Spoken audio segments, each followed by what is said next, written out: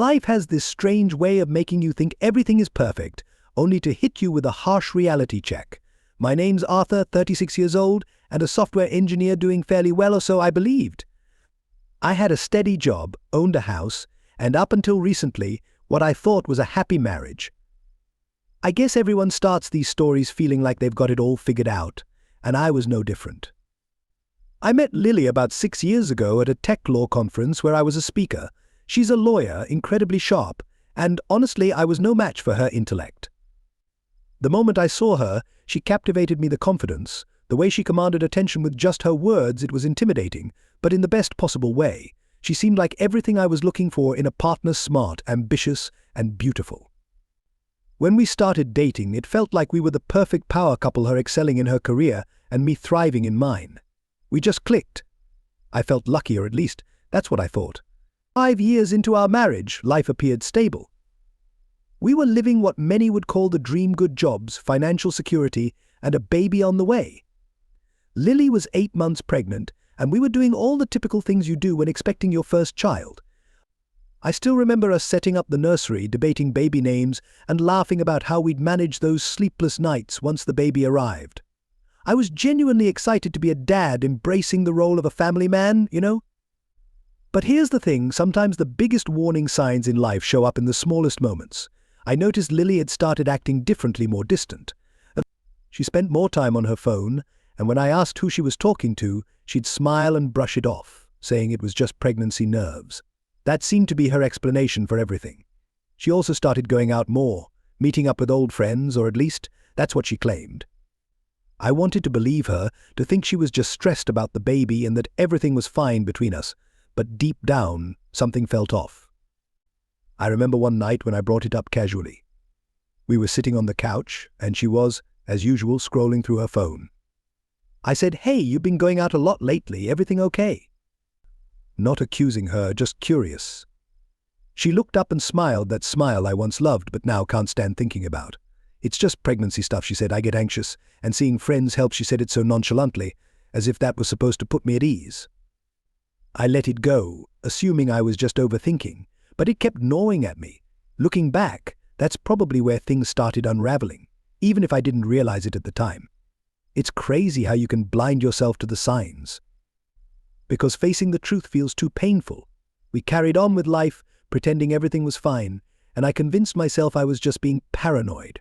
After all, we were about to have a baby who cheats when they're 8 months pregnant, right? But now, as I reflect, the clues were there, like puzzle pieces I refused to assemble. She'd be out late more often, always glued to her phone with some excuse. I guess I just didn't want to see it. I was too focused on the future we were supposed to have, me, her, and the baby. When you're so deeply invested in someone, you don't see the cracks forming until it's too late. And trust me, those cracks were there, ready to shatter everything. They say life can change in an instant, and that's exactly what happened to me. It was just a typical Saturday evening, nothing out of the ordinary, another weekend like any other. Lily had mentioned meeting up with an old friend she hadn't seen in years. I didn't think much of it. Why would I? We had our routines, our lives, and I had no reason to be suspicious at that point. Like the trusting fool I was, I wished her a good time and stayed home. She even kissed me goodbye as she left, making everything seem completely normal. Looking back, I hate myself for not noticing the small signs. With the house to myself, I figured I'd catch up on some work. I'm the kind of person who can get lost in a project, especially when it's quiet. A few hours went by, and I realized we were running low on groceries. Since Lily wouldn't be back for a while, I decided to head out and pick up some essentials. Innocent enough, right? As I drove down the road, not really thinking about much, just the usual what we needed for the week, when suddenly I saw her car parked near this small cafe on a side street. At first, my heart didn't even skip a beat. I knew Lily had gone out, so it made sense that her car would be there. After all, she said she was meeting a friend, but as I got closer, something felt off. I couldn't put my finger on it, but this uneasy feeling started growing in my gut, the kind that tells you something's wrong even when you don't have all the details. Still, I tried to brush it off, convincing myself I was just being paranoid. But when I got closer, I saw her sitting in the driver's seat, and she wasn't alone. There was a man in the passenger seat, someone I didn't recognize. I figured maybe he was the friend she mentioned. Lily knew a lot of people, and I wasn't the type to question every little thing. But the way they were sitting, leaning toward each other. Something about it just didn't sit right. And then it happened, an image burned into my mind forever. I watched as Lily leaned in and kissed him, right there in our car, out in the open, like the world around them didn't exist. I don't even know how to describe what went through my head. It was like everything inside me shattered at once. I couldn't believe what I was seeing. The woman I'd spent 6 years with, the mother of my unborn child, was in that car with some stranger doing that. For a moment I was frozen, unable to move, just watching it all unfold like it was in slow motion. My mind couldn't catch up to what my eyes were seeing, but when it finally did, I snapped. A wave of rage I had never felt before took over me. Before I even knew what I was doing, I slammed my car into park and stormed toward them. I had no plan, I just wanted it to stop. I wanted to erase what I had just witnessed, to make it all disappear.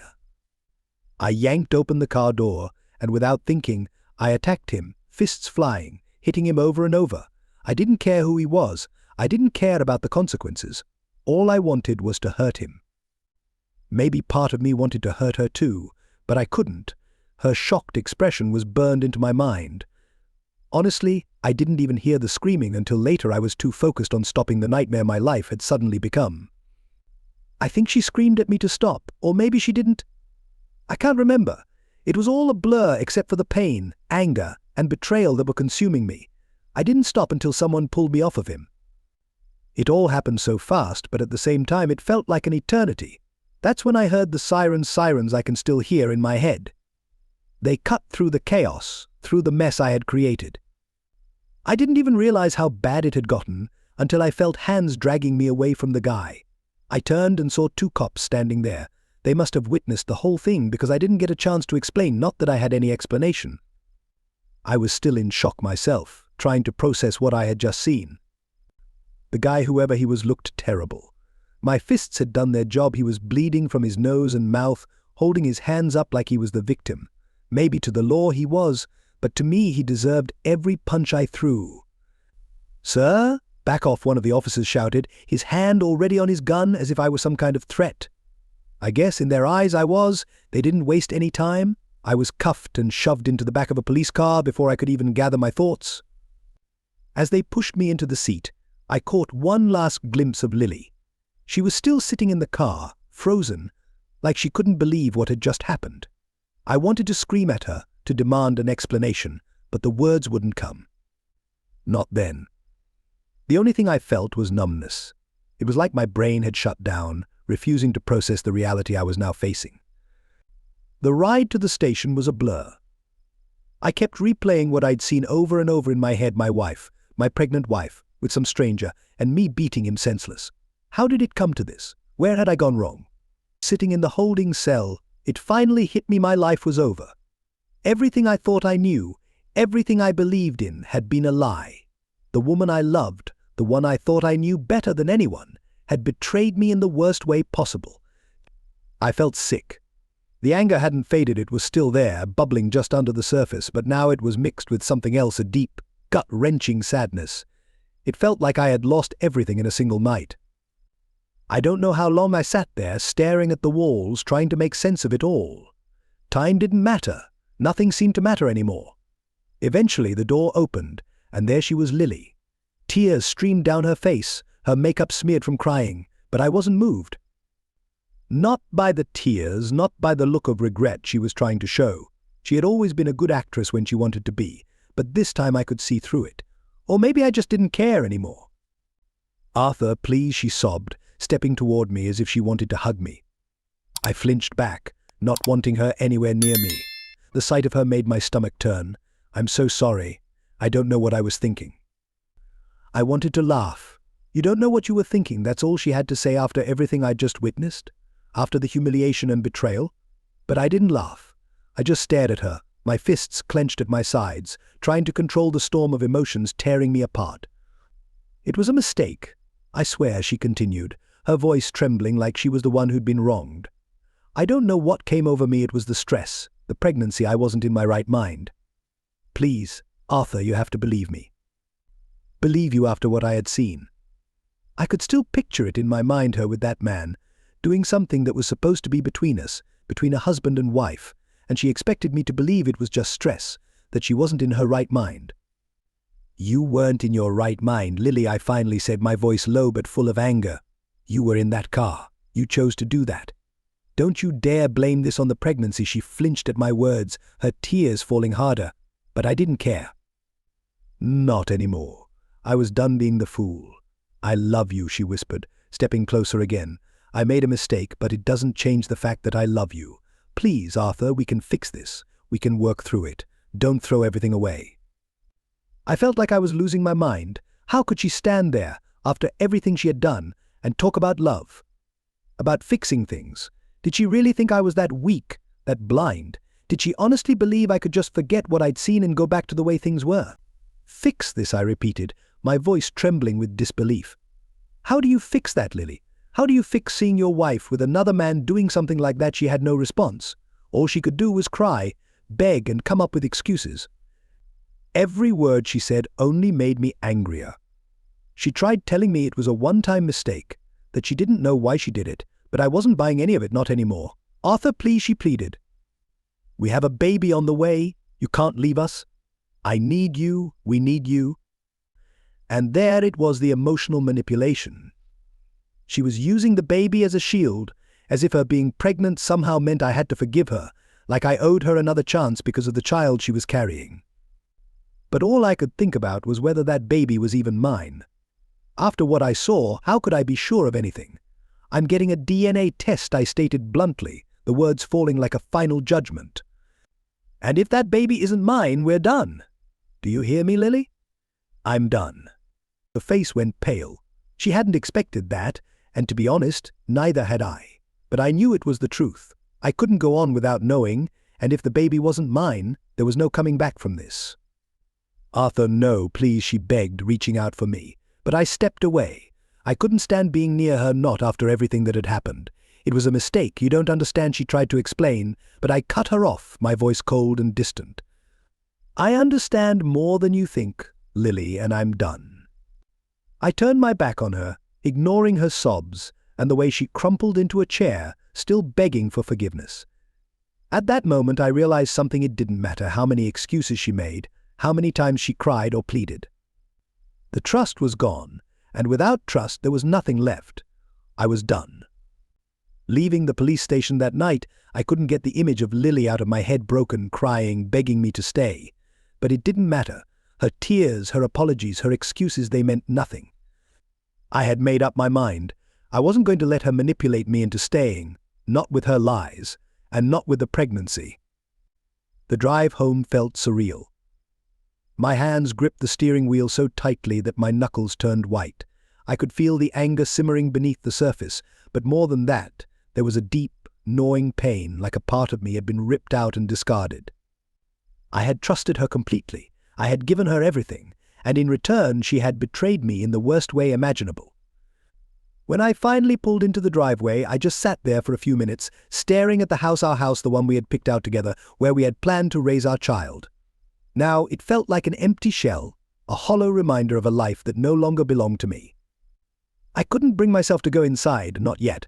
Walking into that house would mean accepting that this was my new reality, that everything I thought I had was gone. Eventually I forced myself out of the car.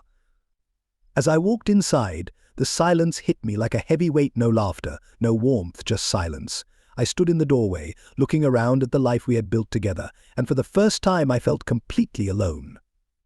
The anger bubbled up again, and before I knew it I had thrown my keys across the room.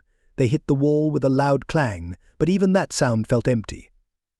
I wanted to scream, to punch something, to let out all the rage boiling inside me, but instead I just stood there, breathing heavily, trying to calm the storm raging within me. I couldn't stay in that house, not that night. I grabbed a bag, stuffing some clothes into it without caring what I took.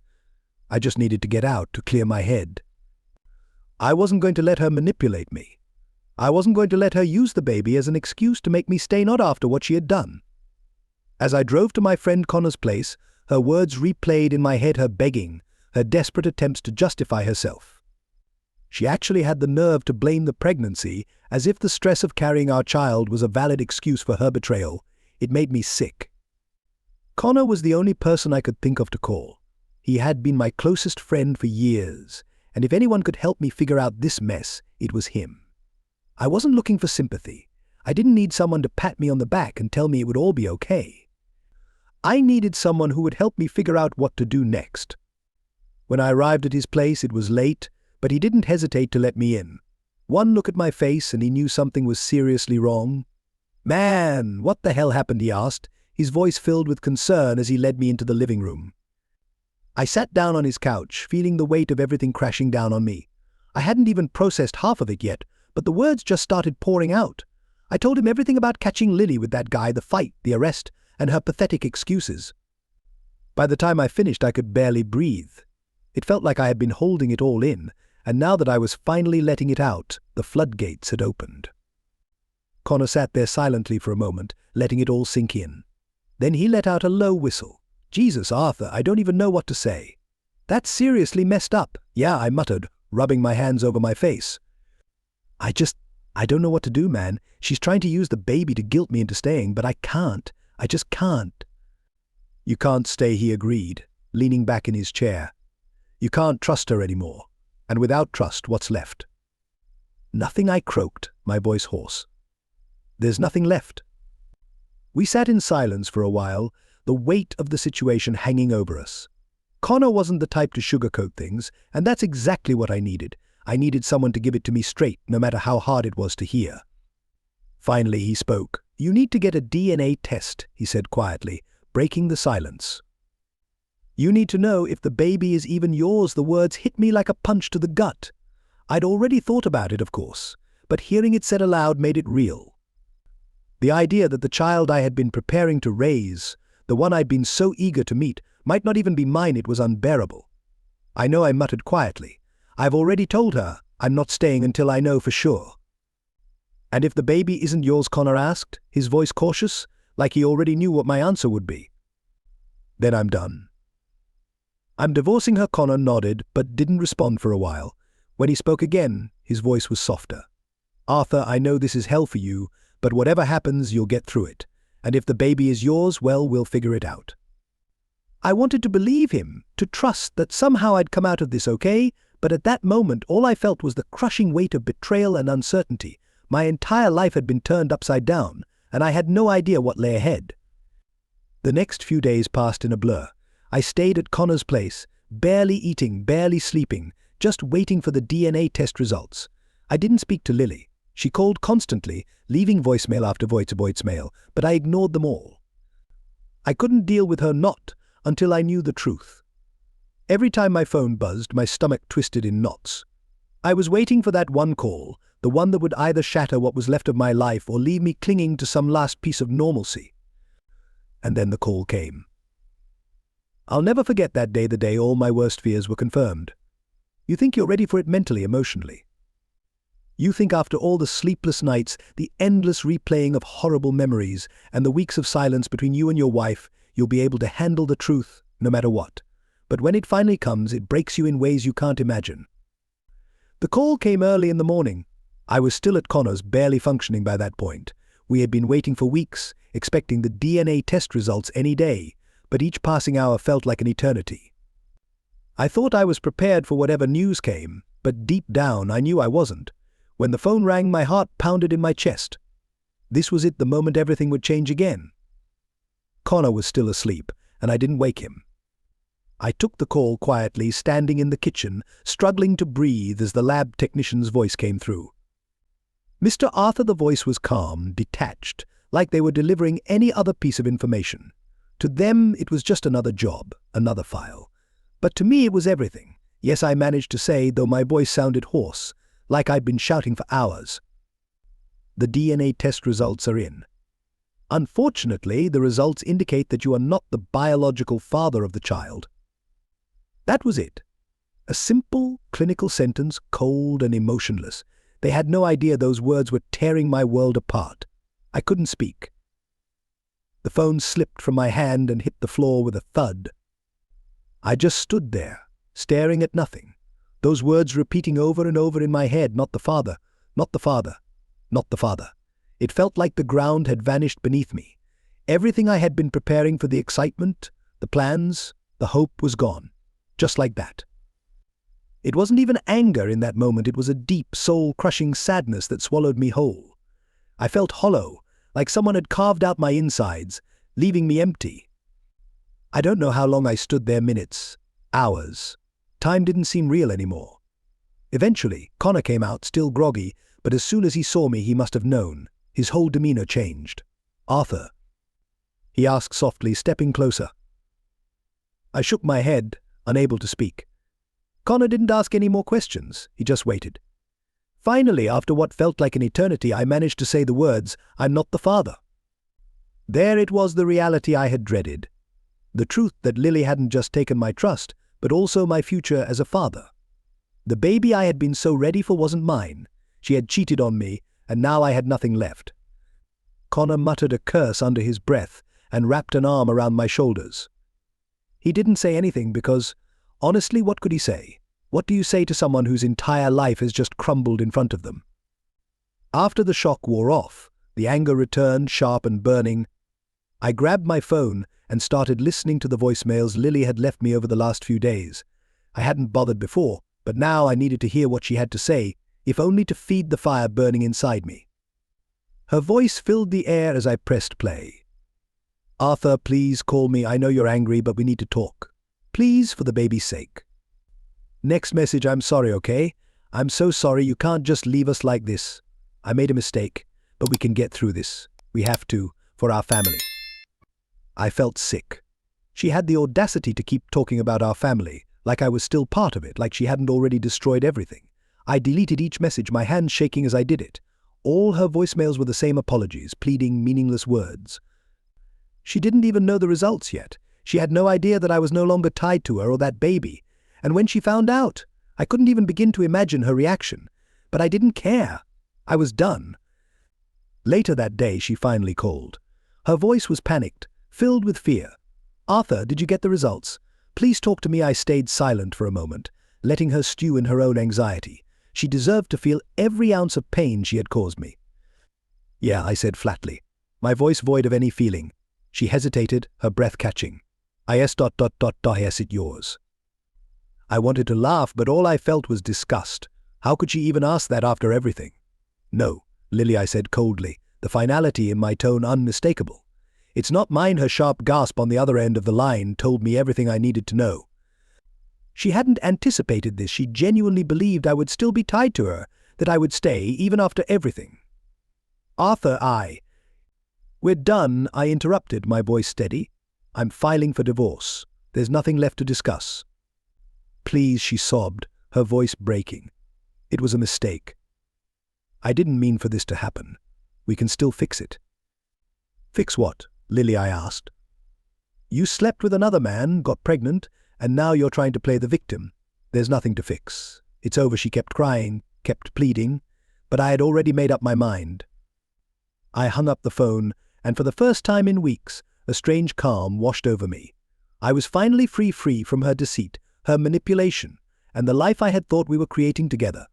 That afternoon, I called my lawyer and began the divorce process. No amount of her tears or apologies could change what I had decided. The marriage had ended the moment I hung up that call. It wasn't exactly relief that I felt, it was something colder, more final. The kind of peace that comes after making a decision you know is irreversible. I wasn't Arthur the husband anymore, or the expectant father preparing for a child. That life was over, buried beneath the wreckage Lily had left behind. What I had now was clarity. It was over, and there was no going back. I filed for divorce the following morning. I didn't bother telling Lily in advance because there was nothing left to discuss. She had made her decisions, and now I was making mine. The paperwork was simple enough. My lawyer, who'd handled countless cases like this, assured me it would be a smooth process as long as we both agreed on the terms. But what he hadn't anticipated was Lily's desperation. You'd think someone caught in the act, someone who had literally brought another man's child into the world, would try to end things quietly, with minimal drama. But not Lily. She wasn't about to let me walk away without a fight. Within days of filing, the calls started. At first it was just Lily leaving message after message, her voice frantic, repeating the same apologies and desperate pleas to make it work for the baby. Every time I heard those words, I reminded myself, not my baby. I didn't bother responding to her calls. There was no point. I had already checked out. When I didn't reply, she escalated. One evening, I returned to Connor's place, my sanctuary, while everything unfolded, and found her sitting on the front steps, her face streaked with tears. She must have driven over as a last-ditch effort to sway me. But I wasn't in the mood. I was exhausted from her, from the drama, and from pretending there was anything left to salvage. "What are you doing here, Lily?" I asked, my tone flat, my patience completely drained. "We need to talk, Arthur," she pleaded, standing and wiping her face, as if that would somehow erase everything she'd done. "Please, we can't end it like this. I made a mistake, but we can still be a family." "A family?" I almost laughed. "We haven't been a family for a long time, Lily. You killed that when you decided to cheat on me." She flinched, as though I had struck her, but I didn't care. The truth was painful, and she needed to hear it. "I didn't mean for any of this to happen," she cried, stepping closer. "It was a mistake. One stupid mistake. Please don't throw everything away because of one bad choice." "One bad choice?" I snapped, my anger bubbling back to the surface. "That wasn't just a bad choice, Lily. You betrayed me, and then you lied about it. You kept lying even after I caught you, and now you're trying to use the baby, not even mine, as some sort of bargaining chip to make me stay." Her face paled, and for a moment she seemed at a loss for words. I saw the panic in her eyes, the realization that there was no undoing what had been done. "I'm sorry," she whispered, her voice cracking, but I was past caring. "I don't care, Lily. It's over. We're done. I've already filed for divorce. The papers are in the mail, and you're going to sign them. There's nothing left to talk about." The silence between us grew thick, suffocating. I could see the defeat in her eyes, the way her shoulders slumped as if the fight had finally drained out of her. Lily had always been in control, always the one with the upper hand. But not this time. For a second I thought she might lash out, scream, or throw one final tantrum to guilt me into staying. But instead she just stood there, tears running down her face, her lips trembling. I didn't feel sorry for her. I didn't feel anything. I was numb. "Fine," she whispered, barely audible. "I'll sign the papers." And just like that it was over. She turned and walked to her car without looking back, without saying another word. I watched her leave, but there was no sense of triumph or satisfaction, only a deep, hollow ache. Even though I was the one ending things, I still couldn't quite believe we had ended up here. The following weeks blurred into a series of paperwork and legal meetings. The divorce process moved quickly, which was a blessing. Lily, true to her word, signed the papers without much resistance. Maybe she finally realized that no amount of tears or manipulation would change my decision. I heard through the grapevine that she had moved in with the man she cheated with. That should have stirred something in me, anger, jealousy, anything, but I felt nothing. I didn't go back to our house after the papers were signed. I couldn't. It was no longer a home, just a shell filled with memories that didn't feel real anymore. I left it to Lily, letting her live in the ruins of what we had once been. I was done with it. As for me, I stayed with Connor a little longer, trying to piece together what my life would look like now. There were no dramatic moments of closure, no explosive outbursts, just a quiet, steady acceptance that crept up on me. I was still standing, even after everything. It wasn't easy. There were nights when the anger returned, when I'd lie awake replaying everything in my mind, wondering if there had been some moment, some decision I could have made differently that might have changed the outcome. But in the end, I always came back to the same conclusion: Lily had made her choices, and now I was making mine. Cutting ties wasn't just about signing the divorce papers and moving out. It was about letting go of everything we had been, or at least everything I thought we were. The hardest part wasn't losing her. It was losing the future I had imagined, the family, the child, the life we had been building together. That was the real loss, and that was what took the longest to accept. But I did. Slowly, painfully, I began to accept it. But I cut off all contact with her, no more calls, no more texts. I didn't need her updates, her apologies, or any of her attempts to reconcile.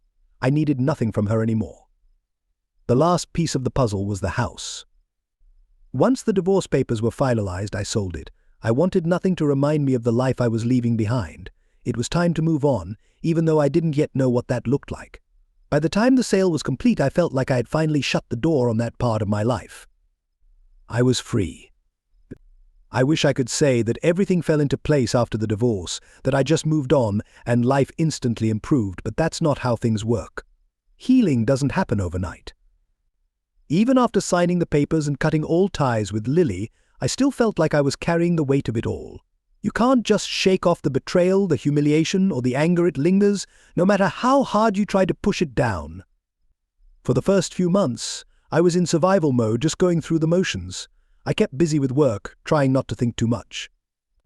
But even then, there were moments when everything would catch up to me, memories of her with that guy, the lies she told, the look on her face when I told her it was over. I hated that she still had that kind of power over me, that even after everything, she could still occupy space in my mind. But time has a way of softening the sharp edges of pain. Slowly, bit by bit, I started to feel like myself again. I reconnected with friends I hadn't seen in a while, threw myself into my work, and began thinking about what was next for me.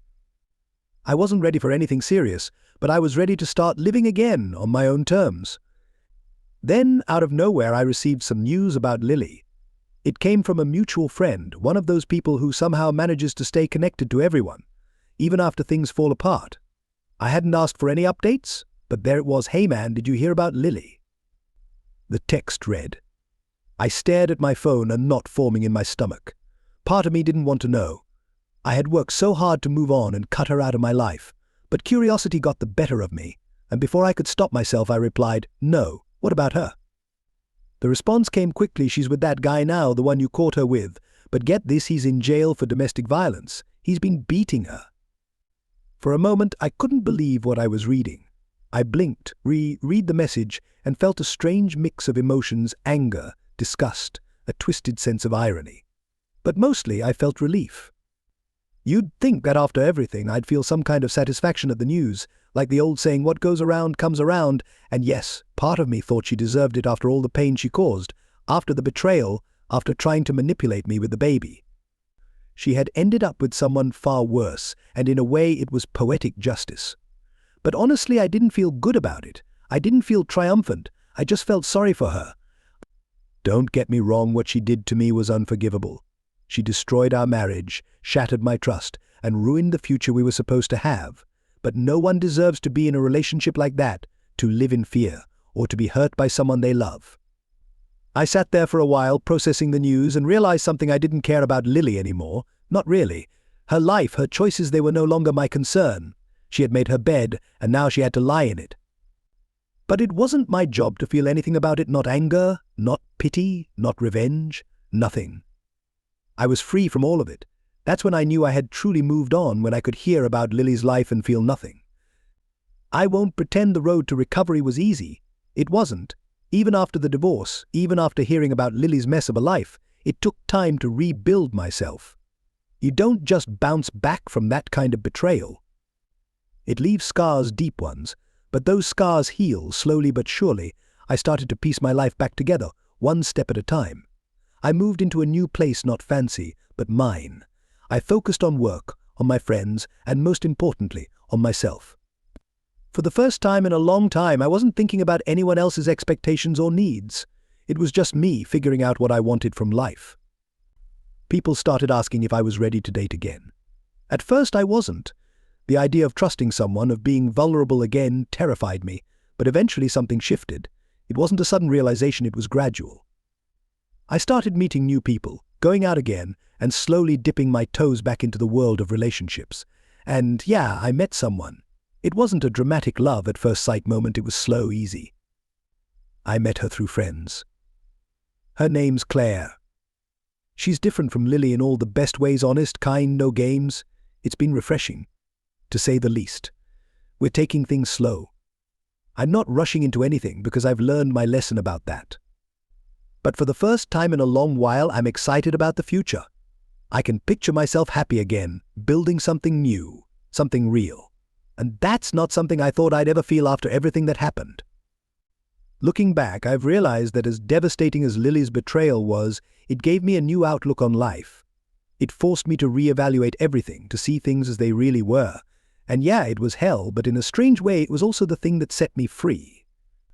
I'm stronger now, more confident in who I am and what I want. The scars are still there, but they don't hurt as much anymore. They're just reminders of what I've been through, of what I've survived. I don't know what the future holds for me, for Claire, or for my life in general. But I do know one thing: I'm no longer afraid of it. I'm ready to keep moving forward, to keep growing, and to live a life that's truly mine. And that, more than anything, is what recovery looks like.